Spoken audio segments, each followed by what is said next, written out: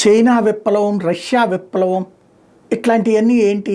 రాచరికానికి వ్యతిరేకంగా వచ్చినటువంటి ఉద్యమాలు, కార్మిక విప్లవాలు. ఆ విప్లవాలని ఐక్యం చేసి ఫైనల్గా కమ్యూనిస్టులు అధికారాన్ని హస్తగతం చేసుకున్నారు.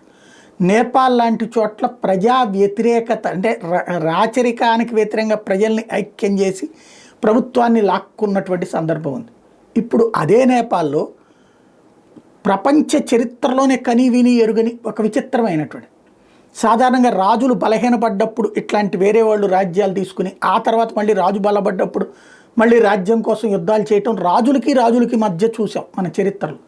కానీ ఆధునిక యుగంలో రాచరిక వ్యవస్థని దెబ్బతీసి ప్రజాస్వామ్య పాలనని పెట్టి దాదాపు 20-30 ఏళ్ళుగా చేసిన ప్రయత్నం వికటించి విఫలమై చివరికి రాజకుటుంబ వారసుడు మాకు కావాలి, రాచరికమే కావాలి, ఈ ప్రభుత్వం వద్దు అన్నటువంటి ప్రజాప్రభుత్వాలు, మేము ఎన్నుకునే ప్రభుత్వాలే ఉత్తి హంబక్ ప్రభుత్వాలు అని ప్రజలు తిరుగుబాటు చేసినటువంటిది మొట్టమొదటిసారి ప్రపంచ చరిత్రలోనే తొలిసారి జరుగుతున్నటువంటిది.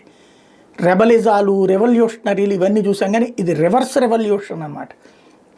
చివరికి తుపాకులతో కాలుస్తున్నారు, లాఠీ చార్జీలు చేస్తున్నారు, ఎంత కొట్టినా సరే ప్రజలు అదే కావాలని కోరుకోవడం అన్నటువంటి ఒక విచిత్రమైనటువంటి పరిణామం.